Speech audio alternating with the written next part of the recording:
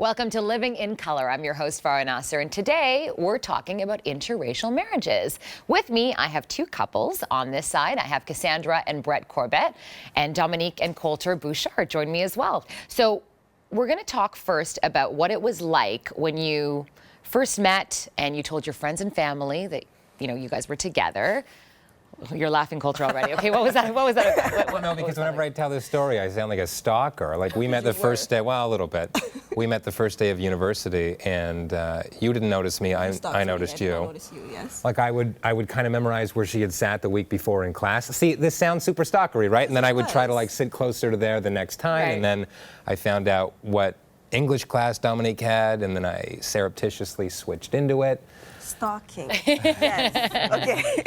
But as far as like telling people, like, you know, I grew up in Durham and I moved downtown Toronto, so I had a whole new group of friends that we went to school with, and I don't really think it was that big of an issue for people. What about telling your family, Dominique? What was that like? Yeah. So my Caribbean parents, when I told my mom, for example, she was about to meet Coulter, and I prepared her. I said, listen, I don't want you to be surprised. Coulter's white, okay? And she said, Dom, I know your Facebook says you're in a relationship with Coulter Bouchard. No black man is named Coulter Bouchard. So she wasn't taken aback at all. But I guess it was more so my friends that I was worried about.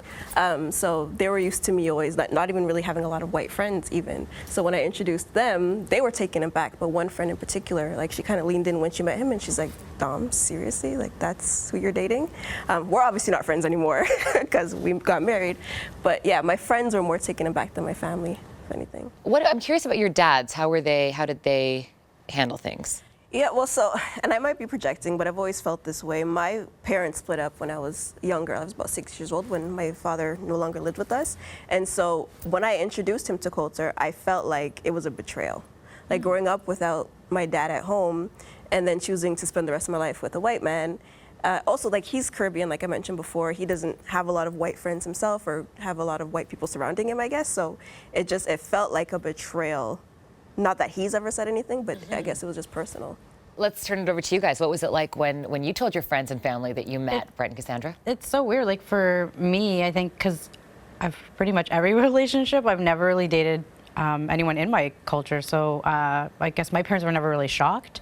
And well, when we met at work, actually, we went outside for smoke breaks, and I would kind of like always kind of time out like smoke break to be like, oh, hey, sort of, and people would, like, my coworkers would be like, oh, hey, that's that guy that you were like looking at, and then we just kind of went from there. Brett, what about you in terms of introducing her? Was it a big deal? No? Not an issue. I have to say, my parents have been really supportive of me, regardless of whoever I've dated. Right. Cassandra's not the first person of color that I've dated.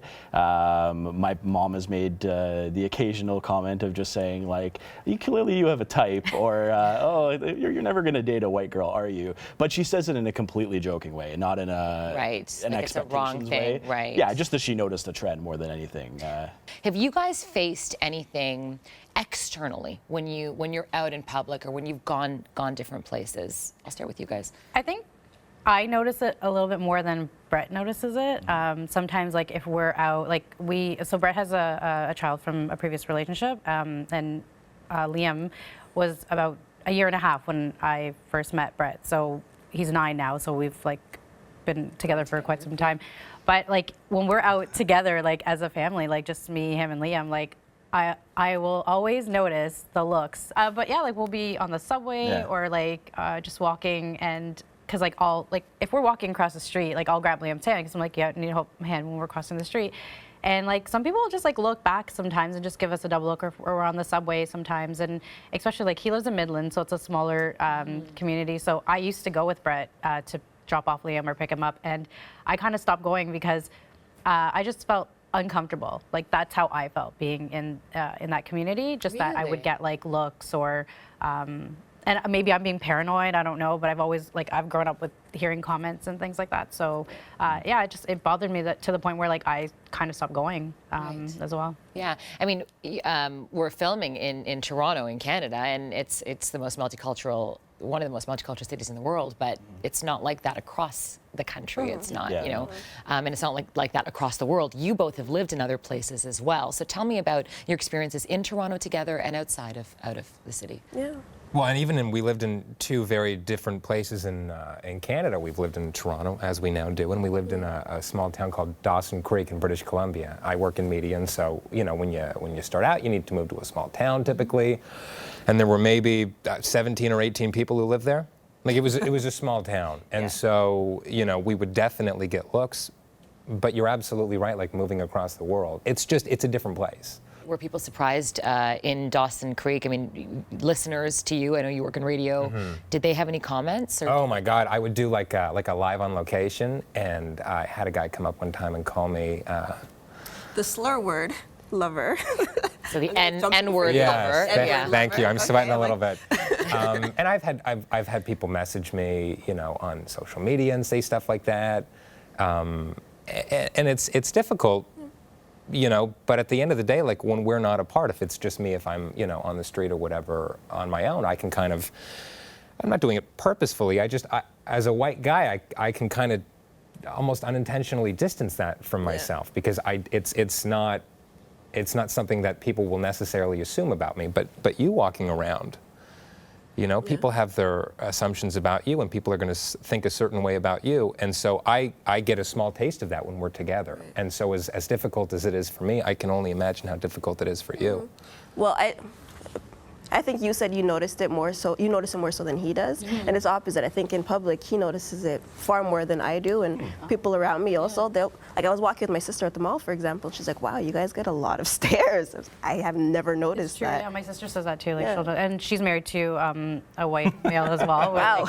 We both married white, and she has two stepdaughters, and they're both blonde hair. Like, you know, so yeah, like everyone else notices it sometimes. And this is in a city you guys are talking about? In a city context, you notice it? Yeah. Really? Okay, so it's still, people still kind of... It's still like, even though Toronto's multicultural and everything, like you'll still get it. Like I don't think, I mean, you won't get it as far as like if you went to like a smaller place like Peterborough or Midland or, you know, but yeah, you still get like here and there a little. Why do you guys think people look at you? Why do you think it's still something that requires a double take, that people can't just see everyone as human beings, and race doesn't really matter? It's a pretty good looking table. I mean. Wouldn't you? First of all, I can only speak from the perspective of a black woman. I've had plenty of black women speaking to me about whether they've been in an interracial relationship themselves and have chosen not to do it again because they felt like they had to be the educator, for example. As a black woman, I have a far different experience growing up, or even today, than Coulter would have had coming up, even though he grew up 20 minutes away from where I grew up. Do you know what I mean? So it's having to explain, okay, this is what it's like to be racialized. This is what it's like to have these like racial undertones come up in class. And things that he wouldn't notice, I'd have to explain to him and justify to him in the beginning. And I understand those who choose. Over time? Over time, of course. You just don't need to tell me about, right? And I think that I understand those who choose not to want to go through that, or not want to have to be the educator in their relationship. So I understand it in that way, but those who just look and say, I don't understand why you would date outside of your relationship, period, it's just not normalized.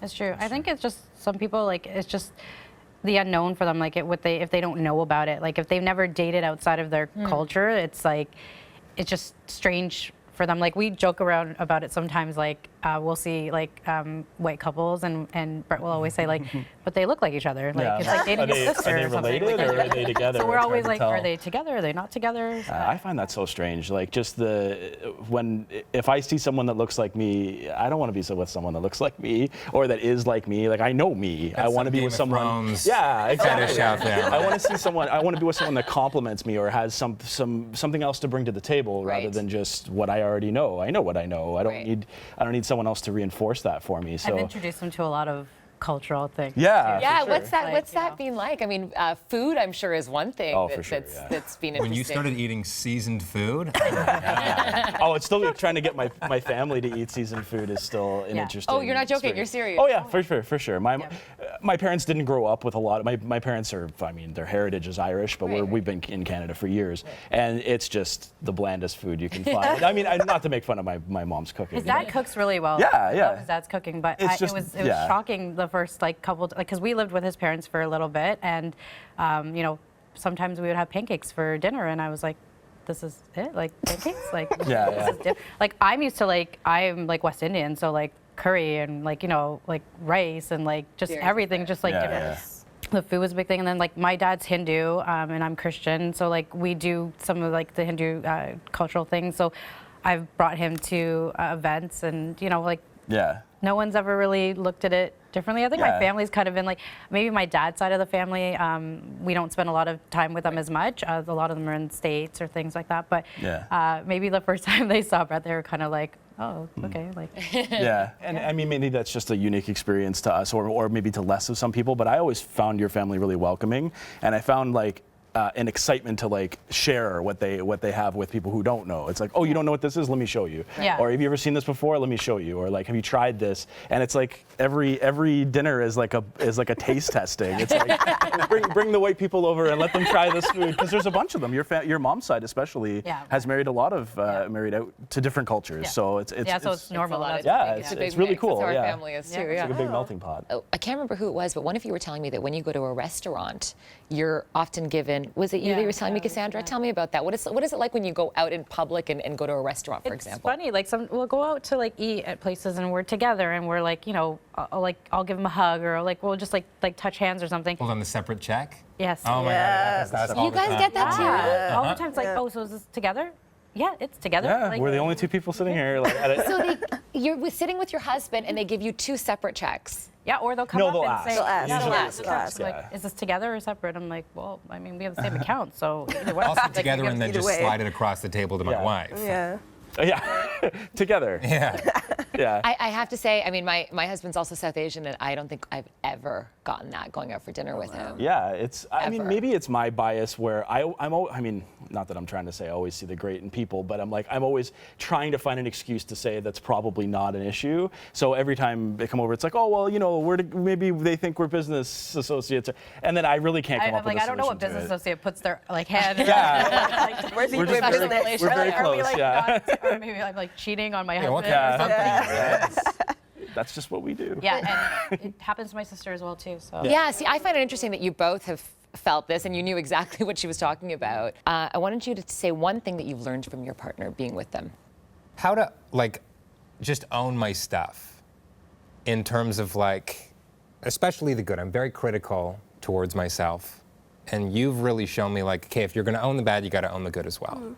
You know what I mean? And like not being embarrassed of my passions. Like I really like hiking in the X-Files, which is, you know what I mean? Not exactly, 100%, right? Very white. You know what I mean? So like that's not exactly your thing. And like it's kind of an embarrassing, dorky thing, but just like that's who I am at the end of the day. It's not going to change. And I need to own that and realize that I, have good to me as well as bad. So thank you. Oh. Okay. I've learned. Try to be I know, bad. I think I've learned authenticity. So meeting his parents for the first time, for example, I would change my voice. I try to speak a little softer. I call it my white voice. My white voice. And like he started calling me out on it. Like, why are you putting on your white voice right now? Why are you acting like this? Be yourself. So him calling me out on that oftentimes, it's taught me how to be my authentic self. That is really beautiful, guys. That's really nice. Yeah, I would say actually kind of what I was saying before about families. I would say that's one of the big differences for me. I grew up with a family that has no problem not talking to each other for a little while, giving each other a lot of space, and that's just kind of what I was used to. And with your family, it became really like at first it was strange because you're just like, that's so weird that you guys talk so much. But I think that's really cool, and it's become something that's really interesting to me. It's like your family is very big, but everybody knows what everyone's doing, and every time they get together, everyone shows up and they all pitch in and help out with food and help out with. It's just the community that family creates, which is just something I wasn't really used to. So I thought that was really like cool. I love what you've taught me is to be like understanding and like more patient and to like think things through, because he calmed me down a lot because I was a very like Bit of a hothead. Yeah, a little bit. So I appreciate that you've taught me how to mellow out a little bit, because I was really high strung and I've tried to mellow out. So he's really grounded me. Guys, this is so nice. I love. This is just so beautiful. So thank you so much for, again, being so candid and sharing, taking us a bit into your relationship. I think it was really enlightening, and I really appreciate it. And you were all so candid, so thank you. And thank you for watching Living in Color.